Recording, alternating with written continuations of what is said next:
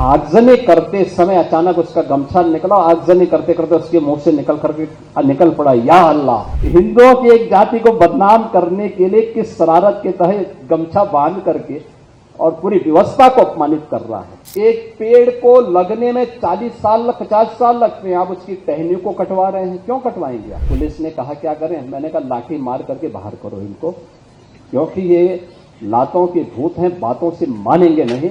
आप देख रहे होंगे इन सबके इन कारनामों को, इनके वे कारनामे जो फेक अकाउंट बनाते हैं सोशल मीडिया में और फिर उसके बाद जातीय संघर्ष की स्थिति को पैदा करते हैं, एक जाति को दूसरी जाति से लड़ाने का काम करते हैं। ये वही लोग हैं।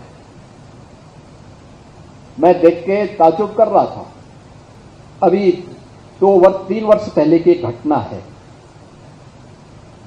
एक जगह एक आगजनी की घटना घटी थी। तो मैंने कहा यार देखो, ये आगजनी की घटना दिखाती है, इसकी प्रकृति दिखाती है कि इस समुदाय ने नहीं किया होगा, पुलिस वहां कार्रवाई करे। मैंने कहा देखो कार्रवाई थोड़ा रोको, देखो मैं बताता हूं अभी। मैंने कहा उसके पूरे वीडियो फुटेज निकालो। तो आप आश्चर्य करेंगे कि आगजनी करने वाला एक व्यक्ति, वह केसरिया गमछा बांधा हुआ है, लेकिन आगजनी करते समय अचानक उसका गमछा निकला, आगजनी करते करते उसके मुंह से निकल पड़ा या अल्लाह।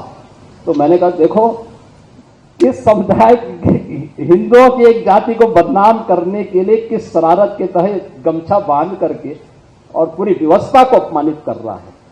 ये चीजें दिखाती है कौन लोग हैं जो फेक अकाउंट बना करके जातीय संघर्ष की स्थिति को पैदा करना चाहते हैं और उन तत्वों को, छुपे हुए उन दुश्मनों को जो समाज की शांति को भंग करना चाहते हैं, अगर हम उन्हें चिन्हित करके समय रहते हुए उनका वॉकआउट कर सकें तो समाज की एकता में बाधक ऐसे तत्वों को भी बेनकाब किया जा सकता है, राष्ट्रीय एकता को भी और सुदृढ़ हम बनाने में मदद कर सकते हैं।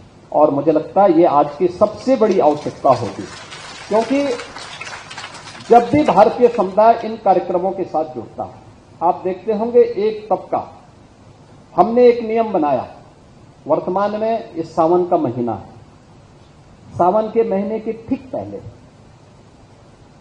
इसके ठीक पहले मुहर्रम का आयोजन हुआ।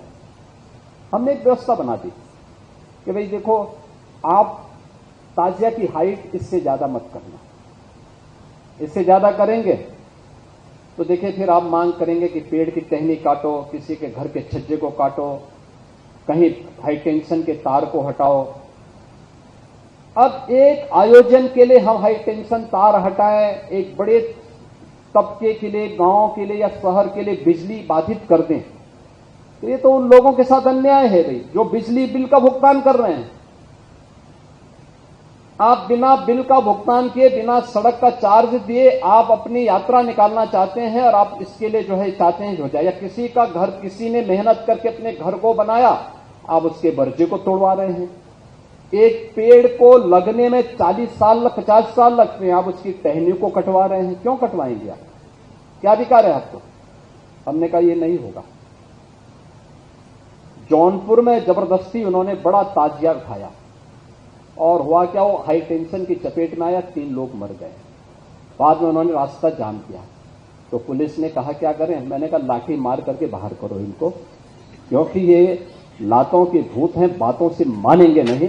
जब हमने कहा था कि हाई टेंशन तार की चपेट में आ सकते हो, इससे ऊंचा मत करना, अपने इन्होंने किया है, आप कार्रवाई कर दो इनके खिलाफ।